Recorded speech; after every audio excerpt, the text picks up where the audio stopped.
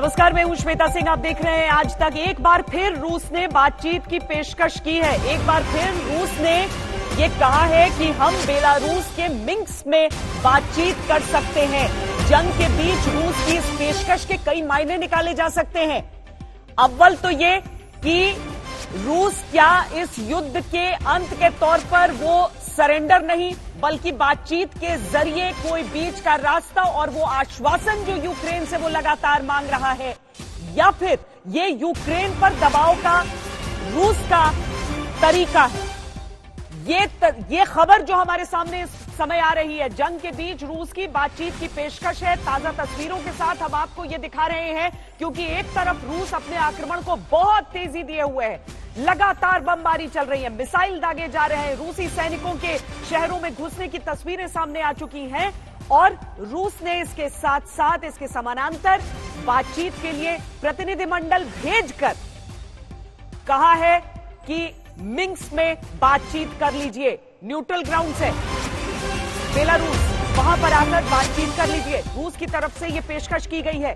Kyiv के पास रूस का बड़ा हमला जारी है। इस सब के बीच में ये हम आपको यूक्रेन के एक शहर की तस्वीर दिखा रहे हैं। ताजा तस्वीर है जहां पर एक रिहायशी इमारत में आकर एक मिसाइल लगी है और वहां से उठता हुआ धुआं आप देख सकते हैं। ये पेशकश, जनरल साहब, आपका आकलन? मेरा आकलन है, ये जो पेशकश है ये भी रशिया की स्ट्रैटेजी के तहत है कि एक शुरू में एक ऑफेंसिव गया, उसके बाद थोड़ा लल हुआ, फिर पेशकश की बातचीत की, फिर कल फिर एक इंटेंस पूरी रात बम्बार्डमेंट हुई है और इंटेंस वो है। तो आज सुबह फिर एक रशियन की साइड से यूक्रेनियन पॉपुलेशन को भी, यूक्रेनियन लीडरशिप को भी एक और अपॉर्चुनिटी देने की जो पेशकश है, ये उनकी स्ट्रैटेजी का पार्ट है। हाँ, वो चाहते हैं कि मिन्स्क में बातचीत हो, लेकिन उनकी जो 3 कंडीशंस हैं वो कंडीशंस बिल्कुल स्टैटिक है, उसमें कोई चेंज नहीं है। उनका वो ऑब्जेक्टिव है और जब तक उस ऑब्जेक्टिव को नहीं बदल के कोई पेशकश करते रशियन, मैं समझता हूं यूक्रेनियन इसको ज्यादा इसमें अभी नहीं इसको एक्सेप्ट करेंगे।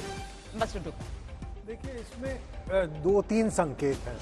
एक तो युद्ध हो रहा है, इसका मतलब ये नहीं है कि diplomacy is dead. Diplomacy must continue. आपने कहा था अकेले काफी है। 2 штуки пока вижу। Thank you. दूसरा ये है कि this is also a message to Ukrainian citizens कि देखो भाई, हम तो शांति चाहते हैं, हम नहीं चाहते कि बर्बादी और हो। जो हो चुका है उसको किसी तरह खत्म किया जाए, पर इसका मतलब ये नहीं है कि यूक्रेन ऑफर मान लेगी, क्योंकि जो कंडीशनैलिटीज साथ में लगाई हुई हैं वो काफी डिफिकल्ट है उनको एक्सेप्ट करने के लिए। पर इस बार सरेंडर की बात नहीं की है उन्होंने। जो भी हो, जरा सा शुरुआत में कोई भी नेगोशिएशन में मुश्किल होती है, आहिस्ता आहिस्ता करके ही कदम आगे बढ़ता है। जी देखिए, ये बात 2-3 दिन से चल रही है कि मीटिंग हो, उनके अधिकारी मिल रहे हैं, रूस के भी, यूक्रेन के भी। पर जनरल साहब, अभी तक जैसे रूस ये कह रहा था कि आप सरेंडर करिए और हम बातचीत के लिए वही इसी बात पे मैं आ रहा हूँ। सरेंडर छोड़ दिया है उसने। हाँ, अभी छोड़ दिया है। मैं इस बात पे आ रहा हूँ कि पहले तो इनकी सहमति नहीं है। जो यूक्रेन है वो इस चीज के लिए तैयार नहीं है कि बेलारूस में हो। वो कहते हैं या तो पोलैंड में हो या इजराइल में हो। उनको इस बात का खतरा है कि जब यहाँ से जो डेलीगेशन जाएगा उसको ही बेलारूस में उड़ाना दिया जाए, बिकॉज जो बेलारूस जो है वो प्रो रशियन है। अच्छा, अब बात रही इस चीज की कि कंडीशन नहीं है, लेकिन अब थोड़ा सा जो सपोर्ट मिल गया और जो इन्होंने रेसिस्टेंट दिया है यूक्रेन ने, तो जेलेंस्की को थोड़ा सा मैलिएबल होना पड़ेगा। अगर वो भी अपनी शर्तों पर अड़ गया तो मामला नहीं बन सकता। कुछ जो है आपस में गिव एंड टेक करके एक बीच का रास्ता निकाला जाए, और इसमें ही सबकी भलाई है। इसमें यूक्रेन की भलाई है, रशिया की भलाई है, और ये मामला तभी सुलटेगा, नहीं तो ये लंबा चलेगा और एक गृह युद्ध की स्थिति होगी। रूस भी बहुत बर्बादी होती है, बहुत बर्बादी होती है। तो लेकिन पहले टाइम, जगह का भी अभी ये हो जाए कि कहाँ पे होनी है, वो बहुत इम्पोर्टेंट है। जगह के ऊपर मैं एक उदाहरण देता हूँ। जब कारगिल का युद्ध हो रहा था, युद्ध के बीच में जब बहुत भयंकर था, वाजपेयी जी ने मिश्रा, उनके एक सहयोगी थे, उनको इस्लामाबाद भेजा था। तो मतलब हमको भी डर हो सकता था कि भाई वो इस्लामाबाद में जाएंगे, बंदी ना बना दिए जाए। तो बेलारूस अगर जाएंगे तो उनके साथ ऐसा व्यवहार नहीं होगा कि उनको होस्टेज बना दिया जाए। लेकिन इसके बावजूद अभी इस समय यूक्रेन ने 2 अलग जगहों की पेशकश की हुई है और रूस कह रहा है बेलारूस में आकर बात कर लो। बेसिकली दोनों न्यूट्रल ग्राउंड तो बोल रहे हैं, लेकिन जो यूक्रेन की तरफ से जिन देशों का ऑफर है वहां पर फिर वो नेटो वाली बात भी आ जाती है। बेलारूस इकलौती जगह लग रही है, और अगर अब सरेंडर की बात हटा ली है रूस ने, तो देखना है कि क्या यूक्रेन उस पेशकश को मानता है और वहां पर प्रतिनिधिमंडल भेजता है, क्योंकि ये बहुत बड़ी खबर आज की होगी। ये बहुत बड़ी खबर आज की होगी, क्योंकि निर्णायक हो सकता है ये युद्ध के मैदान में कि क्या मिन्स्क में बातचीत होगी, वही जगह जहां पर एक शांति समझौता, एक अग्रीमेंट दोनों देशों के बीच, एक प्रोटोकॉल रहा है। हम आपको अपने संवाददाता राजेश पवार की एक रिपोर्ट दिखाते हैं, फिर आगे बातचीत। I'm with the people here, the civilians who are defending their city. They have their weapons. You can see me with the people. This is a supply center. This is Romanov, and they are sitting with these are local citizens. They are the local people here. Can I just touch it, please? They're the local people here who are defending their city. They have weapons. This is a real Kalashnikov, and they are civilians who have been given weapons, and they want to fight for the country now. You see, this is the supply center. You see here, these are civilians. These are not soldiers. But look, they are ready with weapons, and they are ready to defend the city and their country.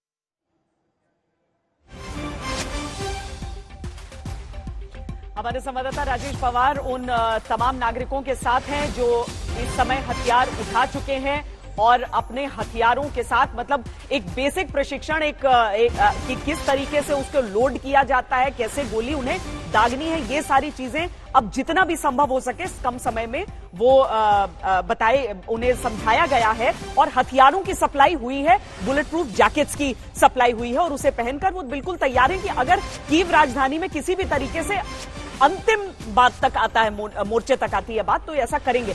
लेकिन मुमकिन है, देखिए Belarus के Gomel में, माफ कीजिएगा, Minsk में पिछला अग्रीमेंट था, इस बार गोमेल का पेशकश उनकी तरफ से किया गया है। टाउन है, अगर आप इस तरफ अब चर्नोबल के बिल्कुल ऑपोजिट गोमेल है, और गोमेल में अगर ये बातचीत हो सकती है, इसका मतलब जो यूक्रेनियन फोर्सेस के लीडर्स भी, जो मिलिट्री टू मिलिट्री भी शायद कुछ बातचीत हो सकती है। गोमेल से सिंबल निकलता है कि कुछ रशियन और यूक्रेनियन मिलिट्री की भी बातचीत हो सकती है, बिसाइड डिप्लोमेटिक और पॉलिटिकल लेवल पे। तो श्वेता, सब चाहते हैं बातचीत हो, लेकिन कंडीशंस ऐसी हैं तीनों, जैसे हम बार बार बात कर रहे हैं कि तीनों कंडीशंस ऐसी हैं जो अगर आज यूक्रेनियन प्रेसिडेंट मान लेते हैं तो ये तो बैटल ही नहीं शुरू होती। तो और अगर आज पुतिन उन तीनों कंडीशन से बैकआउट कर जाते हैं खुद, तो पुतिन बिल्कुल मार्जिनलाइज हो जाएंगे, अपनी कंट्री में मार्जिनलाइज हो जाएंगे, बाहर दुनिया की तो दूसरी बात है। मैं समझता हूं ये भी एक पॉलिटिकल वो है, जैसे येलेंस्की ने पहले दिन क्या किया, मैं कमजोर हूं, कोई मेरी मदद नहीं कर रहा, ये सब इनकी स्ट्रैटेजी का पार्ट है। Psychological warfare, propaganda warfare, miss information, information warfare, morale रखना नेशंस का, दूसरे नेशन में अपनी पॉपुलेशन को अपील करने का, ताकि वो इस वॉर को जस्टिफाई कर सके। ये सब जो है इनका, मैं समझता हूं क्रिटिकलिटी डिपेंड करती है कि कीव में कितनी रेजिस्टेंस होगी, कीव में कितना इजी ऑपरेशन होगा, और कितना मिलिट्रली आप अगले 2 दिन में गेन करेंगे, सब उस पर निर्भर करता है। सिर्फ ऐसा नहीं है कि पेशकश की, अब हम देख रहे हैं कि प्रतिनिधिमंडल रवाना कर दिया है, तो ये दिखाने के लिए कि नहीं, हम क्लियर है, हम सचमुच में करना चाहते हैं। ये काफी लेकिन पॉजिटिव डेवलपमेंट ही लेंगे सर। वही मैं इम्पोर्टेंट का हिंदी शब्द ढूंढ रहा था। ये काफी इम्पोर्टेंट डेवलपमेंट है। अब बेलारूस को मुश्किल होगी, यूक्रेन को मुश्किल होगी कि इसको एक्सेप्ट ना करे, क्योंकि उन्होंने कहा है कि कोई ऐसी कंडीशनैलिटी नहीं है जो आपको मुश्किल में डाल दे। आप डायलॉग तो शुरू करिए, उसके लिए तो ऑब्जेक्शन ज्यादा नहीं होना चाहिए। तो मेरे ख्याल एक शुरुआत हुई है, अच्छी मूव है रूस की तरफ से, और इसमें प्रेसिडेंट बाइडेन को भी अब वर्ल्ड वॉर की सोचने की ज्यादा जरूरत नहीं होगी। तो हो सकता है इसी में कोई भलाई हो और युद्ध जो है किसी तरह थम जाए। लेकिन ऐसी परिस्थितियों में एक चीज जिसका बहुत ध्यान रखना होता है, कोई भी वॉरिंग नेशन अगर रहेगा, अगर वो इस तरह से प्रतिनिधिमंडल भेजता भी है, तो ऐसा नहीं है कि रूस के आक्रमण की रफ्तार में कोई कमी आएगी। वो आक्रमण करता रहेगा, ताकि जब आप उस मेज पर आए, बातचीत की मेज पर, तो आपका ही पलड़ा भारी रहेगा। ये तो आक्रमण करता ही रहेगा, या दोनों को ये देखना है कि पहले हम जो सीज फायर करना है या पहले हमको बातचीत करनी है। यहाँ पर एक बातचीत, और मैं एक बात ये कहना चाहूंगा कि पुतिन ने पहले ये कहा था कि मैं वहाँ की सेना से बात करना चाहता हूँ बजाय कि जेलेंस्की से, लेकिन जेलेंस्की ने इसको रिफ्यूज कर दिया था और उनको ये था कि सर हमारे संवाददाता बड़ी मुश्किल से उनका कनेक्शन लगा है। राजेश पवार हमारे साथ इस समय जुड़ रहे हैं। राजेश, आप उन सिविलियंस के साथ भी हैं जो अलग अलग क्षेत्रों से आते हैं लेकिन आज हथियार उठाकर खड़े हैं, ये समझते हुए कि शायद वो ज्यादा देर टिक भी ना पाए उस समय मैदान में, लेकिन जो मातृभूमि का प्रेम होता है मुझे लगता है कि अब यूक्रेन की जनता में दिख रहा है। देखिए, इनका बिल्कुल भी ये मानना नहीं है कि ज्यादा टिक नहीं पाएंगे। इनका मानना है कि यूक्रेनियन सेना जो है इनकी रक्षा करेगी और शहर को बचा पाएगी। पर इनका कहना है कि अगर शहर रूसी सेना के हाथ में चला गया तो यहाँ की हर खिड़की से राइफल फायर करेगी और हर खिड़की से मोलोटोव कॉकटेल फेंका जाएगा। इसका अर्थ यह है, जो मैं आज सुबह बोल रहा था, कि ये युद्ध कहीं ना कहीं अर्बन गुरिल्ला वॉरफेयर की तरफ बढ़ रहा है। रशियन स्पेशल फोर्सेस शहर में कई जगह पहुंच चुकी हैं। अभी 15 मिनट पहले मैंने एक रिकॉर्डिंग भेजी है, चारों तरफ धमाके हो रहे थे, एयर सायरन बज रहा था। इसका अर्थ यह है कि रशियन स्पेशल फोर्सेस अंदर एक्शन कर रही है और नॉर्थ में तो उन्होंने काफी इलाके पे कब्जा कर लिया है। इन लोगों का कहना यह है कि ये रूस के लिए इतना आसान नहीं छोड़ेंगे और ये किसी को ऐसे जिंदा निकलने नहीं देंगे। ये नॉर्मल लोग हैं। देखिए, ये एक पीआर, ये पीआर के एक वो थे as a civilian. What was your job as a civilian? Я не зрозумів. Когда тебе работа... Ким ти работав? Сільське господарство займається. He was a farmer. He was like, look now, but he's holding a weapon now here, an automatic weapon, and he says he's willing to fight. Rajesh बने रहे। रूस की पेशकश को Ukraine ने ठुकरा दिया है। बेलारूस में बातचीत के लिए रूस ने अपने प्रतिनिधिमंडल को रवाना किया था, लेकिन यूक्रेन ने ठुकरा दिया है इस ऑफर को, इस पेशकश को ठुकरा दिया है। तो आपको पहले कह चुका हूं कि यूक्रेन कैसे इसको एक्सेप्ट करे, बिकॉज ये कंडीशन रशिया प्रतिनिधिमंडल भेज दिया, किसी ने कहा तो नहीं ना हम ये कंडीशन विड्रॉ कर ली। जब तक रशिया ये कंडीशन विड्रॉ नहीं करेगा, मैं समझता हूं अब यूक्रेन बात करने की हालात में नहीं है। और रशिया जो है वो मैं नहीं समझता प्रेसिडेंट पुतिन आएंगे नेशनल टेलीविजन पर और वो कहेंगे मैंने कंडीशन छोड़ दी, फिर वो रशिया के अंदर मार्जिनाइज हो जाएंगे। ऐसा कुछ नहीं होने वाला।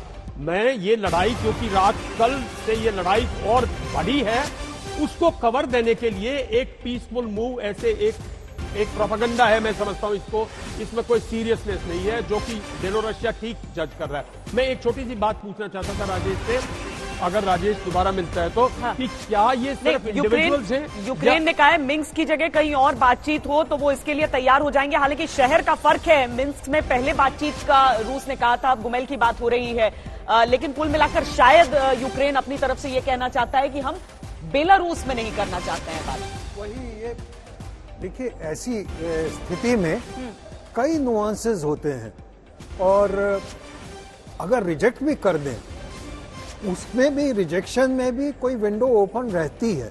ये डिप्लोमेसी का असूल है कि आप बिल्कुल लात नहीं मारते। अगर लात भी मारनी है तो थोड़ा सा स्कोप रखें कि दूसरा आदमी बिल्कुल ही घायल ना हो जाए। तो मेरे को ये लगता है ये पहली मूव है और हो सकता है उसके बाद कुछ शुभचिंतक, यूक्रेन के शुभचिंतक, चाहे वो इंडिया हो, चाइना हो या फ्रांस हो या जर्मनी हो, समझाए भाई कम से कम बातचीत तो कर लो। लड़ाई आप करते रहो, गुरिल्ला वॉरफेयर करते रहो, पर बातचीत करने में क्या हर्ज है। अगर बेलारूस नहीं पसंद है तो हो सकता है रोमानिया में हो जाए। सही बात है।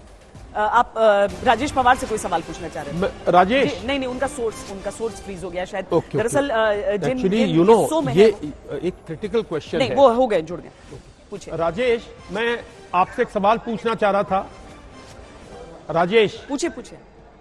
राजेश, मेरा सवाल है कि ये इंडिविजुअल्स ने वेपन उठा रखे हैं, लेकिन क्या कोई रिजर्विस्ट, पुराने सोल्जर, जो पुराने रिटायर्ड ऑफिसर्स वगैरह, इनका कोई इंचार्ज है? इनको किसी ग्रुपिंग्स में डाला जा रहा है या बस इंडिविजुअल्स ने हथियार? राजेश, इनको किसी तरह से ऑर्गेनाइज किया जा रहा है या इंडिविजुअल ने हथियार उठा रखे हैं? ये सब नॉर्मल सिटीजन्स हैं जो आसपास के लोग इकट्ठे हुए हैं। जैसे मैंने बात कराई, वो फार्मर थे, कोई आईटी वाला है, कोई विद्यार्थी है, ये अलग अलग में काम करने वाले लोग हैं जिन्होंने अब अपने देश की रक्षा के लिए हथियार उठाने का फैसला किया है। गवर्नमेंट ने इनको हथियार और नाइट विजन डिवाइस सप्लाई किए हैं, बाकी हर चीज ये खुद कर रहे हैं यहाँ पर। नहीं, मेरा मतलब है किसी मोहल्ले में जैसे कलेक्टिवली कोई लीडरशिप या किसी एरिया में कलेक्टिवली लीडरशिप, बिल्डिंग में कलेक्टिव, ऐसा कोई कलेक्टिव लीडरशिप और कोई ऑर्गेनाइजेशन क्रिएट की जा रही है जैसे सेकेंड वर्ल्ड वॉर में की थी? मेरी बात सुनिए, मैं अभी इतनी नॉलेज के बारे में नहीं रखता हूं। मैं कीव की खाली सड़कों पे शूट कर रहा था, दिखाने के लिए लोगों को कि कीव इस वक्त कैसा लगता है, और वहां अलाउड नहीं है, आपको देखते ही गोली मार देने के आदेश है यहां पर इस वक्त। लेकिन मैं ऐसा कर रहा था, 2 लोग आए सिविल ड्रेस में, हथियार थे उनके पास में, उन्होंने हथियार मेरे पर तान दिए। मैंने किसी तरह से शांत किया, उनसे बात की और कन्विंस किया कि हम तुम्हारे साथ हैं और मैं हिंदुस्तानी हूं, मैं भी पुराना सोल्जर हूं। तो इसके बाद वो बातचीत करने के बाद मुझे दिखाने के लिए क्या है, किस तरह से यहाँ नॉर्मल सिटीजन अभी लड़ने के लिए तैयार हैं। इनका क्या ऑर्गेनाइजेशन है, क्या नहीं है, इसकी मुझे कोई नॉलेज नहीं है अभी। गुड। और ये इलाके जैसे कीव पर इस तरीके से हर तरफ से हमला इस समय हमें नजर आ रहा है, उस पर शिकंजा कसता नजर आ रहा है राजेश, पर लोगों के लिए सुरक्षित जगह है या नहीं? क्योंकि रिहायशी इलाकों पे भी हम देख रहे हैं किस तरीके से मिसाइलें हैं। देखिए, अभी कोई भी ऐसा इलाका नहीं है जो सुरक्षित है यहाँ पर। अभी 15 मिनट पहले यहाँ पे एयर वार्निंग का सायरन चल रहा था। उसका अर्थ है कि आप शेल्टर लें, बॉम्ब शेल्टर में चले जाएं, मेट्रो में जो शेल्टर्स बने वहां चले जाएं, आप बाहर ना रहें। सड़कों पे एक भी आदमी, परिंदा भी पर नहीं मार रहा है यहाँ इस वक्त। और यहाँ काफी ब्लास्ट हुए हैं। अभी 15 मिनट पहले when I was recording it, उस टाइम भी यहाँ 3-4 ब्लास्ट हुए हैं। पूरी रात यहाँ काफी फायरिंग और रॉकेट्स गिरे हैं। यहाँ कुछ भी सुरक्षित नहीं है। लेकिन मैं आपको बोलता हूँ, चाहे लड़के हों चाहे लड़कियां हों, अभी पीछे मैंने इंडिया टुडे में एक लड़की का इंटरव्यू दिखाया था, साथ में इन्हीं के साथ जो है मिलिशिया के साथ में, जो लड़ने के लिए तैयार हैं। और इन केस अगर रूसी आर्मी घुस जाती है तो वो हर हालत में उसको किसी भी तरह से बच के निकलने नहीं देंगे, ऐसा इनका मानना है। राजेश, क्या सिर्फ आउटस्कर्ट्स पर ये हमले ज्यादा दिख रहे हैं या पूरा शहर अंडर अटैक लग रहा है अभी? मैंने बिल्कुल सिटी सेंटर को रिकॉर्ड करके भेजा। जब मैं सिटी सेंटर में रिकॉर्ड कर रहा था, वहां बॉम्ब ब्लास्ट हुए हैं बिल्कुल शहर के बीच में, क्योंकि स्पेशल फोर्सेस जो है रूस की, वो पूरे शहर में फैल चुकी हैं, हमला करती हैं और फिर वो गायब हो जाती हैं, मर्ज इन द पब्लिक। इसके अलावा जो नॉर्थ में हो रहा है, वहां थोड़ा ज्यादा कन्वेंशनल मिलिट्री ऑपरेशन हो रहा है, जो कि नॉर्थ में है, कीव के नॉर्थ में है। तो कीव में जो इस समय मुश्किल की स्थिति है वो साफ, क्योंकि आपको उन लोगों के परिवार वाले भी सुन पा रहे हैं जो इस समय कीव में फंसे हुए हैं। बहुत सारे ऐसे लोगों ने हमसे इंडिविजुअली भी गुहार लगाई है कि कुछ कीजिए, लेकिन क्या कीव की सड़कों पर निकलना संभव ही नहीं है कि वो किसी बॉर्डर तक पहुंच पाए? मैडम, मैं कल रात को मरियापोल गया हूं, मरियापोल से ज़पोरिज़िया गया हूं, ज़पोरिज़िया से निप्रो गया हूं, निप्रो से कीव आया हूं। मैं पूरे यूक्रेन में कल लगभग मैंने 1000 किलोमीटर सफर तय किया है। कोई प्रॉब्लम नहीं है अगर लोग जाना चाहते हैं, और इंडियन एम्बेसी बहुत हेल्प कर रही है। मैं आपको यकीन दिलाता हूं, मेरा एक चाइनीज मित्र है यहाँ पे जो स्टूडेंट है, वो बोल रहा है, वो हमारी तारीफ कर रहा है कि देखिए इंडियन गवर्नमेंट कैसे निकाल रही है। वो अपनी गवर्नमेंट का इंतजार कर रहा है उनको निकालने के लिए। तो Indian government, Indian embassy in Kyiv बहुत बढ़िया काम कर रहे हैं और बहुत सुनियोजित ढंग से ये कर रहे हैं। अब ये स्टूडेंट्स के ऊपर है जिन्होंने पहले नहीं जाने का फैसला किया है कहीं ना कहीं, तो ये उनके ऊपर है कि वो कैसे वहां तक पहुंचते हैं। लेकिन पहुंचने में कोई दिक्कत नहीं है, ट्रेन भी चल रही हैं, गाड़ियां चल रही हैं, सिटी के बाहर, सिटी के अंदर नहीं चल रही है। राजेश, लोग चूज क्या कर रहे हैं कि वो जैसे मेट्रो स्टेशंस बहुत ज्यादा डीप अंडरग्राउंड, वहां पर रहकर इस पूरे हमले के गुजर जाने का इंतजार, या फिर लोग रिहायशी इलाकों में अभी भी बरकरार दिख रहे हैं आपको? देखिए, मैं आपको एक फैक्चुअल चीज बता दूं जो आपके दर्शकों के लिए बहुत इंटरेस्टिंग होगा। दुनिया का सबसे गहरा मेट्रो स्टेशन आर्सेनालना है, जो कि यूक्रेन में कीव के अंदर है। उसकी गहराई 340 फीट है। 340 फीट जमीन के नीचे है वो मेट्रो स्टेशन। इसी प्रकार यहाँ ज्यादातर मेट्रो स्टेशन जो कीव शहर के हैं, जमीन से बहुत नीचे हैं। ये सोवियत यूनियन के टाइम में बनाए गए थे। इनका एक मकसद ये था, अगर न्यूक्लियर वॉर होती है या केमिकल वॉर होती है तो वो टोटली सील कर दिए जाएंगे और वहां लोग 3 से 4 दिन तक बिल्कुल सुरक्षित रह सकते हैं। लेकिन यहाँ इस वक्त जब यहाँ एयर वार्निंग सायरन ऑन होता है, लोग जरूर शेल्टर में जाते हैं, लेकिन उसके बाद वापस अपने घर चले जाते हैं। Over to you. जो फॉग ऑफ वॉर कहा जाता है कि किस इंफॉर्मेशन को किस तरीके से देखें, और आपने भी अच्छे से एक्सप्लेन किया है हमें कि हर विजुअल को, हर तस्वीर को बिल्कुल फेस वैल्यू पर नहीं लेना है। लेकिन जो नागरिक इलाकों को, जो रिहायशी इलाकों को टारगेट करने की जो तस्वीरें आती हैं, उन पर मिसाइल गिरने की तस्वीरें आ रही हैं, ये कितनी सही है? कीव में क्या वाकई रेसिडेंशियल कॉम्प्लेक्सेस टारगेट हुए हैं या वो कोलैटरल डैमेज है? देखिए, ये वॉर सिर्फ मिलिट्री फ्रंट पे नहीं लड़ी जा रही है, इंफॉर्मेशन वॉरफेयर इस वॉर का सबसे अहम हिस्सा है, मिलिट्री से भी ज्यादा इंपॉर्टेंट हिस्सा है। और जो ये आप बोल रहे हैं, जो ये वीडियोज आ रहे हैं, फोटोज आ रहे हैं, आप मान के चलें 95% जो फोटोज वीडियो आ रहे हैं वो प्रोपेगेंडा पर्पस के लिए आ रहे हैं। यूक्रेन की गवर्नमेंट ये बहुत कोशिश कर रही है कि किसी तरह से वो रूसी फौज को बदनाम कर सके, ये दिखा सके कि कैसे वो सिविलियंस को टारगेट कर रहे हैं। ऑन ग्राउंड इस तरह से नहीं हो रहा, कुछ जगह हुआ है, एक दो बिल्डिंग पे जरूर रॉकेट गिरे हैं, पर जनरली वो जो हैं सिविलियन टारगेट्स पे, रेजिडेंशियल एरियाज पे अटैक नहीं कर रहे हैं। Over to you ji. And here you speak English little bit? जी। What's your name? करीना। ये मेरे साथ करीना है, ये भी मिलिशिया में शामिल हैं, ये यूक्रेन का फ्लैग ला रखा इन्होंने। Are you ready to fight for Ukraine? I'm a volunteer, so I'm for the supply here. You will be supplying to the people who are fighting. Yes, of course. And what is your normal? ये supply का काम करती हैं आमतौर पे, और उन्होंने volunteer किया है कि जो ये हमारे इनके जवान या जो भी लड़के यहाँ के हैं, जो भी लोग हैं सिविलियन लड़ रहे हैं, उनको सप्लाई का काम करेगी। What was it? I can't say numbers what we're doing because it's a secret. You should know. Okay. But it's very serious right now. So we are fighting on it all the time. You know, it's a fighting all the time. Yeah. Okay. All the best. Do you need coffee or tea? No. Thank you very much. Thank you very much. ये जो थे, ये वो भी मैं से बताया, ये सब लोग नॉर्मल सिविलियंस हैं, कोई कुछ काम करता है, कोई कुछ काम करता है। इस वक्त इन्होंने इस मुश्किल घड़ी में ये फैसला किया कि सब खड़े होंगे और अपने देश के लिए लड़ेंगे।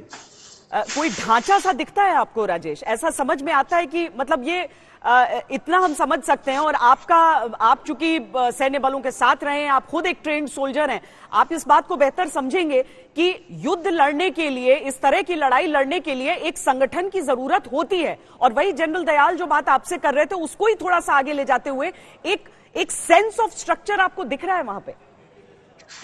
देखिए, स्ट्रक्चर की जरूरत होती है जब आप कन्वेंशनल लड़ाई लड़ते हैं। मैं गुरिल्ला वॉरफेयर का इंस्ट्रक्टर रहा हूं आर्मी में रहते हुए, और जिनको मैंने ट्रेन किया मैं बोल नहीं सकता, लेकिन गुरिल्ला वॉरफेयर का मैं खुद इंस्ट्रक्टर रहा हूं। जब गुरिल्ला वॉरफेयर होती है, इट्स अ डिसेंट्रलाइज्ड वॉर, वो सेंट्रलाइज्ड नहीं होती, उसमें कोई संगठन, सेंट्रल संगठन नहीं होता, छोटे छोटे गुट होते हैं, इसीलिए उसको गुरिल्ला वॉरफेयर बोला जाता है। और जो मैं देख रहा हूं इस वक्त, सिचुएशन बिल्कुल बदल गई 48 घंटे में। 48 घंटे पहले यूक्रेन बिल्कुल अपने घुटनों पे था, और वो लड़खड़ा कर अभी खड़ा होता दिख रहा है। यहाँ Ukraine is fighting back and I can see it कि वो वापस लड़ने की तैयारी कर रहे हैं और अपने पर खड़े हो गए हैं। उन्हें कहीं ना कहीं यकीन है कि अगर रूसी सेना घुस भी गई तो उसको रोक लेंगे। और गुरिल्ला वॉरफेयर में आप मान के चले कि लड़ाई अगले 48 से 72 घंटे में अर्बन गुरिल्ला वॉरफेयर की तरफ बढ़ रही है। उसमें कोई सेंट्रल संगठन की जरूरत नहीं है, छोटे छोटे ग्रुप, 3-3, 4-4, 5-5, 6-6 की टुकड़ी बहुत बड़ा डैमेज दुश्मन के ऊपर पहुंचा सकते हैं। और यही लड़ाई शुरू होने वाली है कीव में और यहाँ के बड़े शहरों में, जैसा मुझे लगता है। Over to you.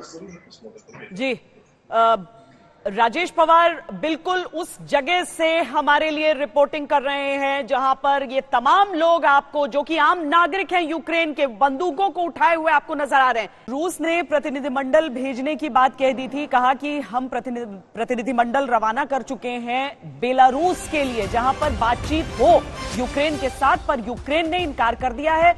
यूक्रेन ने रूस की पेशकश को ठुकरा दिया है। रूस ने दरअसल जब पहली बार मिन्स्क में बातचीत की पेशकश की थी, उस समय यूक्रेन के सामने कई शर्तें रखी गई थी, जिनमें से एक था सरेंडर, वहां की सरकार का सरेंडर, वहां जेलेंस्की का सरेंडर। लेकिन आज जो बातचीत की पेशकश दोबारा की गई, उसमें इस बात को नहीं सामने रखा गया, सरेंडर की बात नहीं रखी गई। लेकिन उसके बावजूद बेलारूस में बातचीत करने के लिए जेलेंस्की तैयार नहीं है।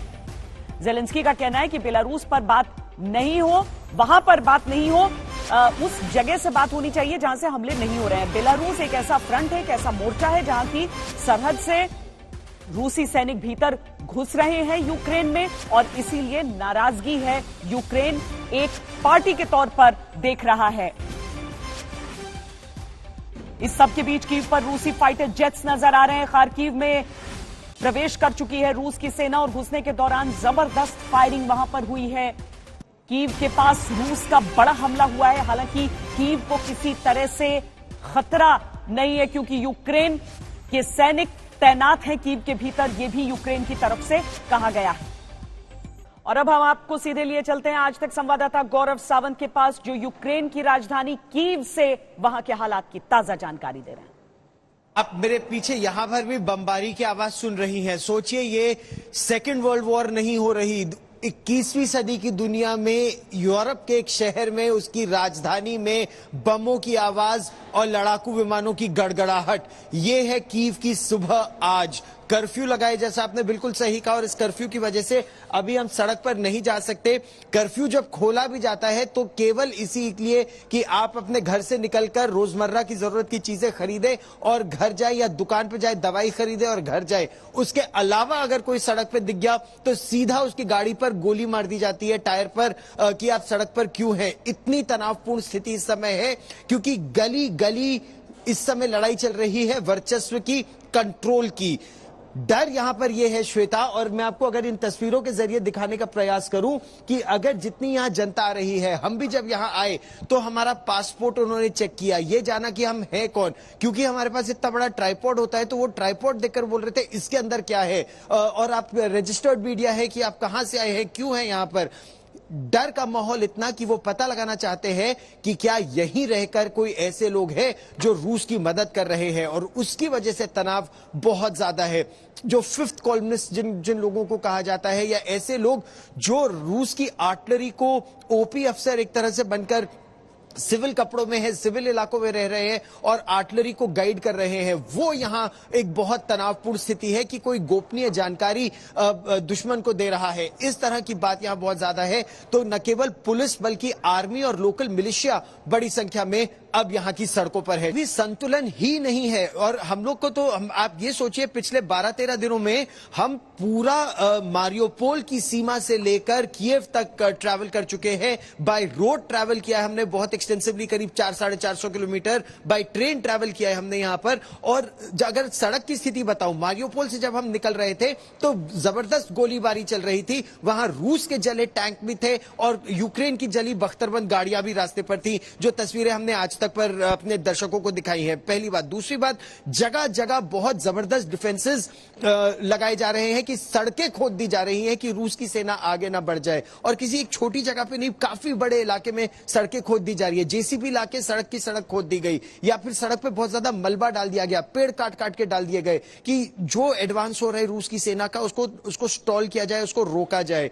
लोकल लोग, लड़के लड़कियां सेना में भर्ती होना चाहते हैं। अभी तो केवल AK-47 चलाना सीख रहे हैं, लेकिन कुछ मेरी लोगों से बात हुई जो ये कह रहे हैं कि जो ये $500 मिलियन के अमेरिकी हथियार आए हैं, जिनमें स्टिंगर मिसाइल्स भी हैं, जैवलिन मिसाइल्स भी हैं, एंटी टैंक गाइडेड मिसाइल्स भी हैं, उन सबको वो सीखना चाहते हैं ताकि अगर रूसी टैंक दिखे तो उनको टारगेट करें, अगर उससे सिपाही निकले तो उनको गोली मारे। इस तरह की बहुत बेसिक ड्रिल्स और टैक्टिक्स उन्हें सिखाई जा रही है। सोशल मीडिया में आपको पता नहीं चलता कि किसका पलड़ा कब भारी है। जमीनी स्थिति भी कुछ ऐसी ही है, लेकिन अगर ऐसी स्थिति होती तो संभवतः वो पूरे शहर को इवैक्यूएट करने की बात कर रहे होते, लेकिन अभी ट्रेनें आ रही हैं, हालांकि लगभग पूरी खाली थी। जिस ट्रेन में मैं और कैमरा पर्सन पवन कुमार भी आए, वीडियो जर्नलिस्ट पवन कुमार, हमारी ट्रेन भी श्वेता बिल्कुल खाली थी। 2-4 लोगों के अलावा 15 बोगीज की ट्रेन, और कम से कम 20-25 लोग ही आए होंगे कीव के अंदर जो यहां पर कीव रेलवे स्टेशन पर उतरे। लेकिन बाहर जाने वाली ट्रेनें बिल्कुल लबालब भरी हैं, खड़े होकर लोग निकलने की कोशिश कर रहे हैं कि वो पास के गांवों में पहुंच जाए। न केवल एयर रेड सायरन, बल्कि रुक रुक कर, जैसे पिछले 5 मिनट में, अभी जब जनरल दयाल भी बात कर रहे थे तो एक बहुत जोर का धड़ाम से धमाका हुआ था और धरती हिली। ये संभवतः यहां से महज कुछ 100 मीटर, कुछ किलोमीटर की दूरी पर यह ऐसा हुआ होगा, क्योंकि एलेक्स जो हमारे सहयोगी यहां पर है जिनसे हम बात कर रहे हैं, वो लगातार अपने दोस्तों के संपर्क में है और वो हमें कह रहे हैं कि अभी रेलवे स्टेशन से मत निकलना, अभी कर्फ्यू है, और जब निकलना तो एक रास्ता जो शहर के बीचों बीच जाता है उस रास्ते पर मत आना, क्योंकि वहां गोलीबारी चल रही है। तो रियल टाइम इस समय जैसे जब आप और मैं बात कर रहे हैं तो शहर की गलियों में, राजधानी कीव की गलियों में ये पिच्ड बैटल्स इस समय चल रही हैं। और अलग शहरों में ऐसा हो भी रहा है। जब हम डेनेप्रो आ रहे थे, जो एक बहुत महत्वपूर्ण शहर है इस देश का, उस डेनेप्रो शहर के रास्ते में कई जगह गोलीबारी हो रही थी और हम लोग को बोला गया अब आप मेन रोड से हटिए, अब आप इस रोड से जाइए। तो हम शहर की गलियों के बीच बीच में से होते हुए फिर रेलवे स्टेशन पहुंचे थे। तो स्थिति बहुत ही गंभीर है। इस समय न्यूक्लियर एस्केलेशन एक तरह की गीदड़ भपकी है, जैसा जनरल दयाल बिल्कुल सही कह रहे हैं। दूसरी तरफ रूस के राष्ट्रपति व्लादिमीर पुतिन केवल एक चीज कह रहे थे कि वो यूक्रेन को नॉर्थ अटलांटिक ट्रीटी ऑर्गेनाइजेशन का बैकयार्ड नहीं बनने देंगे, क्योंकि रूस को खतरा है। जिस तरह से भारत को खतरा हुआ था जब पाकिस्तान को बहुत सारे हथियार दे दिए गए थे, भारत की सुरक्षा को एक बड़ा खतरा हो गया था। यहां पर जो भी लोग रूस का समर्थन करते हैं वो वही तुलना करते हैं कि अगर आप ट्रीटी ऑर्गेनाइजेशंस का पाकिस्तान को हिस्सा बनाते हैं तो भारत का खतरा बढ़ जाता है। उसी तरह यूक्रेन को अगर आप नेटो का हिस्सा बनाते हैं तो रूस के लिए एक परमानेंट खतरा वहां पर पैदा हो जाएगा, और वो राष्ट्रपति व्लादिमीर पुतिन बिल्कुल नहीं चाहते। उसके लिए अगर इस देश के अंदर घुसकर सत्ता परिवर्तन करना पड़े तो वो भी करेंगे। और अभी महज 3 या 4 दिन हुए हैं इस ऑपरेशन को। जो असल फोर्सेस है, सैटेलाइट इमेजरी आप देखिए, असल फोर्सेस अंदर आना अभी शुरू होंगी। तो क्या AK-47 राइफलों से उन असल फोर्सेस का मुकाबला किया जा सकेगा जब ऑलरेडी कीव की सड़कों पर लड़ाई इस समय चल रही है और लक्ष्य एक है, सत्ता परिवर्तन और डीमिलिटराइजेशन। ये अर्बन वॉरफेयर होगा अफगानिस्तान स्टाइल, इराक स्टाइल, या फिर सत्ता परिवर्तन हो जाएगा जैसा इस क्षेत्र में एक आध बार पहले भी रूस कर चुका है। ये देखना बहुत ही महत्वपूर्ण होगा। मैं बोल रहा था कि ये वॉर, ये युद्ध कहीं ना कहीं अर्बन गुरिल्ला वॉरफेयर की तरफ बढ़ रहा है। रशियन स्पेशल फोर्सेस शहर में कई जगह पहुंच चुकी हैं। अभी 15 मिनट पहले मैंने एक रिकॉर्डिंग भेजी है, चारों तरफ धमाके हो रहे थे, एयर सायरन बज रहा था। इसका अर्थ यह है कि रशियन स्पेशल फोर्सेस अंदर एक्शन कर रही है, और नॉर्थ में तो उन्होंने काफी इलाके पे कब्जा कर लिया है। इन लोगों का कहना यह है कि ये रूस के लिए इतना आसान नहीं छोड़ेंगे और ये किसी को ऐसे जिंदा निकलने नहीं देंगे। ये नॉर्मल लोग हैं। देखिए, ये एक PR, ये PR के एक वो थे as a civilian. What was your job as a civilian? Я не зрозумів. Когда тебе работа... Ким ти работав? Сільське господарство займаємося. He was a farmer. He was look now, but he's holding up. Farmer थे, कोई IT वाला है, कोई विद्यार्थी है। ये अलग अलग में काम करने वाले लोग हैं जिन्होंने अब अपने देश की रक्षा के लिए हथियार उठाने का फैसला किया है। गवर्नमेंट ने इनको हथियार और नाइट विजन डिवाइसेस सप्लाई किए हैं। बाकी हर चीज ये खुद कर रहे हैं। यहाँ पर यहाँ 3-4 ब्लास्ट हुए हैं। पूरी रात यहाँ काफी फायरिंग और रॉकेट्स गिरे हैं। यहाँ कुछ भी सुरक्षित नहीं है। लेकिन मैं आपको बोलता हूँ, चाहे लड़के हों चाहे लड़कियां हों, अभी पीछे मैंने इंडिया टुडे में एक लड़की का इंटरव्यू दिखाया था, साथ में इन्हीं के साथ जो है मिलिशिया के साथ में जो लड़ने के लिए तैयार हैं। और इन केस अगर रूसी आर्मी घुस जाती है तो वो हर हालत में उसको किसी भी तरह से बच के निकलने नहीं देंगे, ऐसा इनका मानना है। बिल्कुल सिटी सेंटर को रिकॉर्ड करके भेजा। जब मैं सिटी सेंटर में रिकॉर्ड कर रहा था वहां बॉम्ब ब्लास्ट हुए हैं, बिल्कुल शहर के बीच में, क्योंकि स्पेशल फोर्सेस जो है रूस की वो पूरे शहर में फैल चुकी हैं, हमला करती हैं और फिर वो गायब हो जाती हैं, मर्ज इन द पब्लिक। इसके अलावा जो नॉर्थ में हो रहा है वहां थोड़ा ज्यादा कन्वेंशनल मिलिट्री ऑपरेशन हो रहा है, जो कि नॉर्थ में है, कीव के नॉर्थ में है। गया हूं, मरियापोल से ज़पोरिज़िया गया हूं, ज़पोरिज़िया से निप्रो गया हूं, निप्रो से कीव आया हूं। मैं पूरे यूक्रेन में कल लगभग मैंने 1000 किलोमीटर सफर तय किया है। कोई प्रॉब्लम नहीं है अगर लोग जाना चाहते हैं, और इंडियन एम्बेसी बहुत हेल्प कर रही है। मैं आपको यकीन दिलाता हूं, मेरा एक चाइनीज मित्र है यहाँ पे जो स्टूडेंट है, वो बोल रहा है, वो हमारी तारीफ कर रहा है कि देखिए इंडियन गवर्नमेंट कैसे निकाल रही है। वो अपनी गवर्नमेंट का इंतजार कर रहा है उनको निकालने के लिए।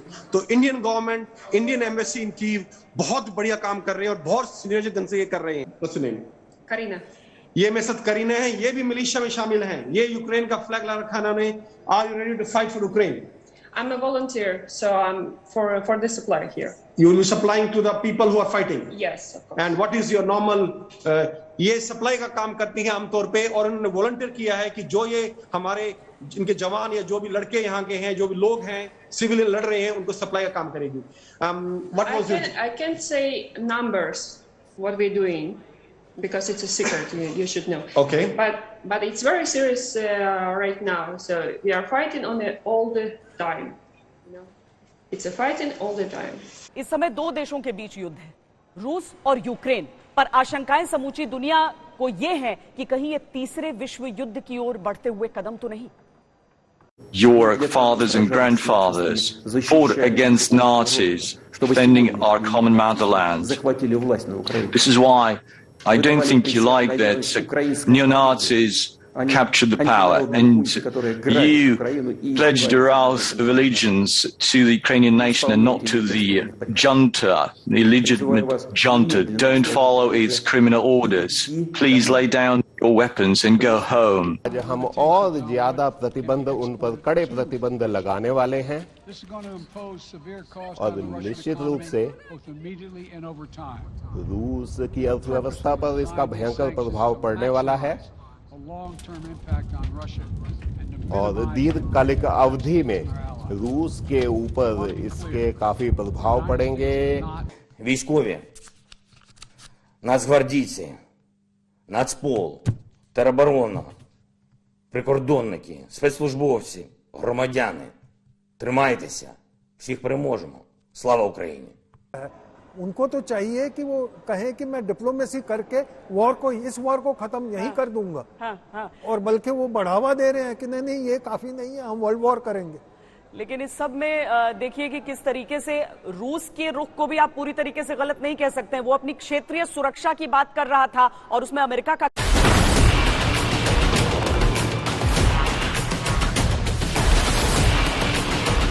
нашу армию и людей в город. यूक्रेन के राष्ट्रपति जेलेंस्की का इरादा मजबूत दिख रहा है। भाषा बदली दिख रही है, शब्दों में सख्ती साफ साफ नजर आ रही है। 2 दिन पहले जेलेंस्की खुद के आखिरी बार देखे जाने की बात कह रहे थे। कह रहे थे रूस के टारगेट नंबर 2 उनका परिवार है।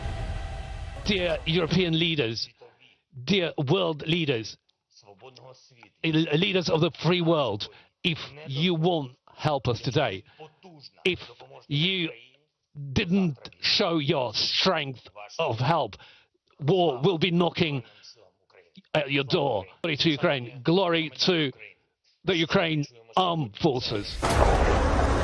2 दिनों में रूसी सेना के यूक्रेन में काफी अंदर तक घुस जाने की खबरें आ रही हैं। यूक्रेन में रूसी सेना की जबरदस्त मौजूदगी दिख रही है। कहा जा रहा है कि यूक्रेन हार के करीब खड़ा है।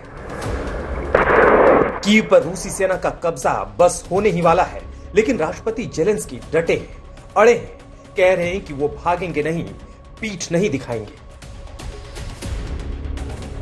दरअसल ये युद्ध 2 देशों का ही नहीं, 2 शख्सियतों का भी है। एक तरफ सख्त मजबूत इरादे वाले पुतिन, तो दूसरी तरफ एक्टर और भावुकता से भरे जेलेंस्की। पहले दिन का संबोधन छोड़ दे तो पुतिन अब खामोश है, लेकिन जेलेंस्की का वीडियो लगातार सामने आ रहा है। सोशल मीडिया पर वो पहले भी एक्टिव रहे, लेकिन युद्ध के दौर का उनका वीडियो सहानुभूति दिलाने वाला साबित हो रहा है। युद्ध की रणनीति के जानकारों का कहना है कि अगर युद्ध लंबा खींचा तो रूस को कूटनीति के मोर्चे पर मुश्किल हो सकती है। यूक्रेन की तबाही की तस्वीरों पर अंतर्राष्ट्रीय सहानुभूति हासिल हो सकता है। रूस कूटनीतिक मोर्चे पर अलग थलग पड़ सकता है। युद्ध लंबा खींचने पर रूस के लिए अपने फैसले को डिफेंड करना मुश्किल होता जाएगा। दरअसल रूस के लिए मुश्किलें लगातार बढ़ भी रही हैं। संयुक्त राष्ट्र सुरक्षा परिषद की बैठक में रूस को निंदा प्रस्ताव से बचने के लिए वोटों की मदद लेनी पड़ी। वोटिंग में 11 देश रूस के खिलाफ खुलकर खड़े हो गए। चीन, भारत और यूएई ने मतदान नहीं किया, वरना रूस की और फजीहत हो जाती। जहां तक भारत का सवाल है तो वो तटस्थ रहने की नीति पर कायम है। It is a matter of regret that the path of diplomacy was given up. We must return to it. For all these reasons, India has chosen to abstain on this resolution. Bharat युद्ध के खिलाफ रहा है। इस बार भी हम जंग की मुखालफत कर रहे हैं, हिंसा का विरोध कर रहे हैं, लेकिन दुनिया का चौधरी बनते रहे अमेरिका की साख सवालों में है। जेलेंस्की ने यूक्रेन से बाहर निकलने में अमेरिकी मदद को ठुकरा दिया है। कह दिया है कि उन्हें अपनी जान नहीं, यूक्रेन की फिक्र है। सवाल है कि क्या जेलेंस्की को कम आंकने की गलती रूस को भारी पड़ेगी? गौरव सावंत, मारियोपोल, यूक्रेन, आज तक।